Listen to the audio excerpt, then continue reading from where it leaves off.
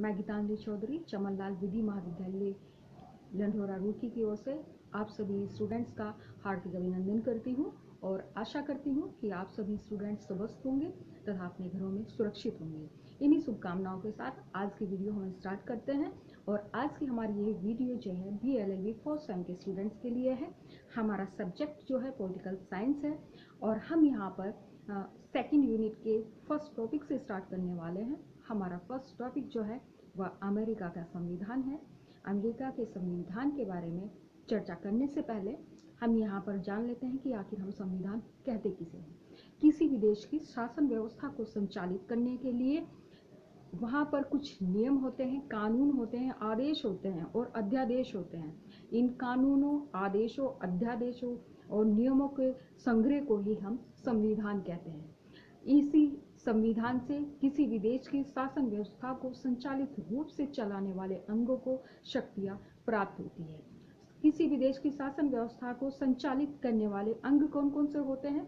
First number पे आपका व्यवस्थापिका आता है, सेकंड नंबर पे आपका कार्यपालिका आता है एंड देन थर्ड नंबर पे आपका जो है न्यायपालिका आता है, जो किसी भी देश की शासन व्यवस्था को सुचारू रूप से चलाने में अहम भूमिका अदा करते हैं।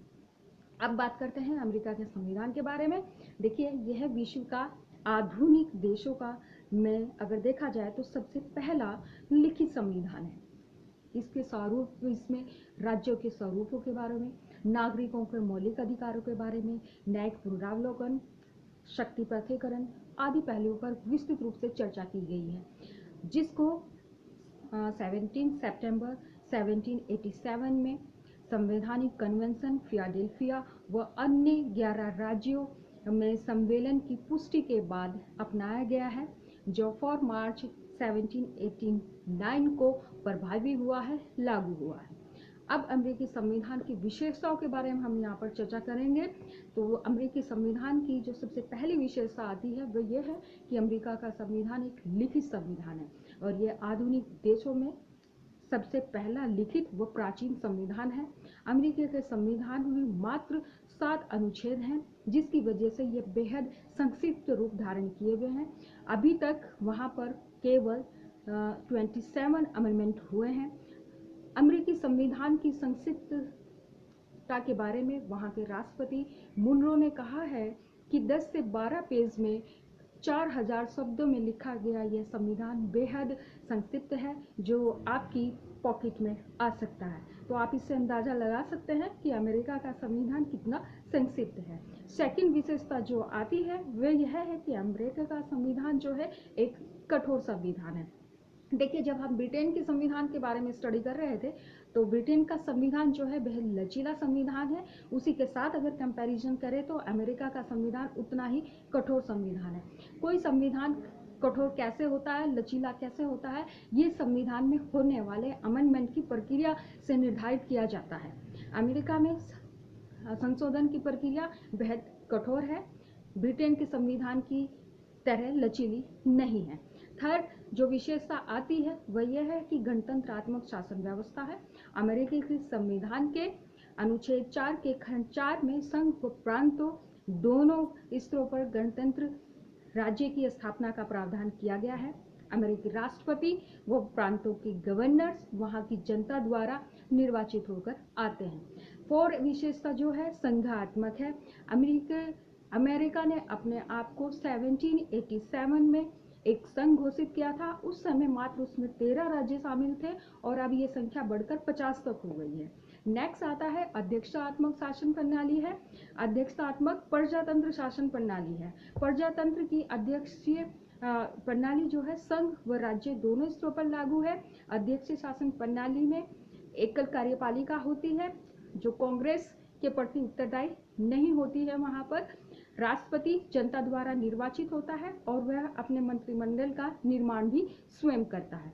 नेक्स्ट विशेषता जो है वन संप्रभुता है। देखिए, अमेरिकी संविधान में जो है जनता में संप्रभुता, जनता की इच्छा को संप्रभुता माना गया है। लेकिन अब क्वेश्चन एक ही आता है कि हम वन संप्रभुता किसे कहते हैं। 1787 से पहले पूर्व संघीय संविधान में राज्यों की संप्रभुता को माना जाता था, जिसी संप्रभुता को उन्होंने वन संप्रभुता का नाम दिया है। नेक्स्ट विशेषता जो आती है वह है संविधान की सर्वोच्चता।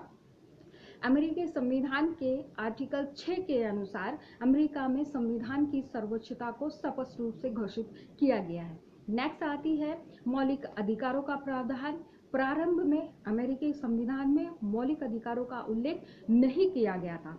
स्वतंत्रता के बाद घोषणा पत्र 1776 में इसका संकेत देते हुए बाद में इन अधिकारों की मांग की गई और अमेरिका के संविधान में पहले जो 10 संशोधन हुए हैं उनके बाद एक अधिकार पत्र जोड़ा गया। पहले 10 अधिकार दिए गए, अब बाद में इनकी संख्या जो है 13 तक कर दी गई है। बाद में जो 13, 14, 15 अमेंडमेंट तक हुए हैं वो मौलिक अधिकारों से संबंधित ही है और ये संख्या 10 से बढ़ाकर 13 की गई है। नेक्स्ट विशेषता जो आती है वो न्यायिक पुनर्विलोकन है। संविधान के अनुसरण की स्वतंत्र न्यायिक व्यवस्था है। अमेरिका में न्यायिक पुनर्विलोकन की व्यवस्था परंपराओं से विकसित हुई है। संविधान में कहीं पर इसका उल्लेख नहीं मिलता है। जस्टिस ह्यूज ने कहा है कि न्यायाधीश संविधान के अंतर्गत है, लेकिन संविधान वैसा ही है जैसा न्यायाधीश कहते हैं।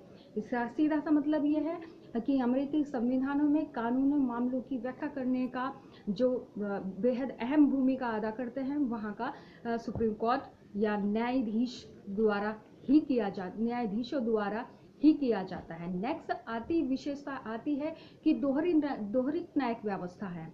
देखिए, अमेरिका में अपने नागरिकों को संघ और राज्य दोनों की नागरिकता प्रदान की गई है। हिंदुस्तान की तरह वहाँ पर एकल नागरिकता की व्यवस्था नहीं है, वहाँ पर दोहरी नागरिकता प्रदान की गई है, संघ की अलग से और राज्यों की अलग से।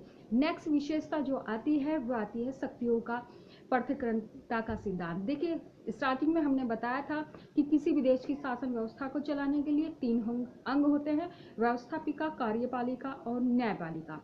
तीनों अंगों को परस्पर स्वतंत्रता प्रदान करता है शक्ति पृथक्करणता का सिद्धांत। ये परस्पर पूर्णतः पृथक नहीं है अपितु एक दूसरे से स्वतंत्र है। नेक्स्ट विशेषता आती है नियंत्रण और संतुलन का सिद्धांत।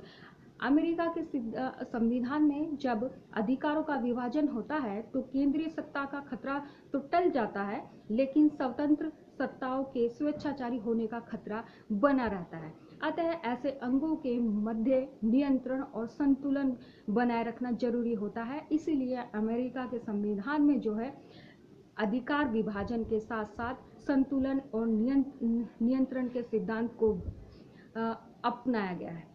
नेक्स्ट सबसे लास्ट विशेषता जो आती है वह द्विसदनीय व्यवस्थापिका है। अमेरिका की जो व्यवस्थापिका है वह द्विसदनीय है, मतलब उसके 2 सदन है। पहला सदन जो है उच्च सदन जिसे हम सीनेट के नाम से जानते हैं और दूसरा सदन निचला सदन जिसको हम जो है प्रतिनिधि सदन के बारे में जानते हैं। इस वीडियो से रिलेटेड किसी भी स्टूडेंट्स की अगर कोई क्वेरी है तो वो मेरे व्हाट्सएप नंबर पर मुझको अपने क्वेश्चन सेंड करें, मैं उनके सभी क्वेश्चन का आंसर देने की पूरी कोशिश करूंगी।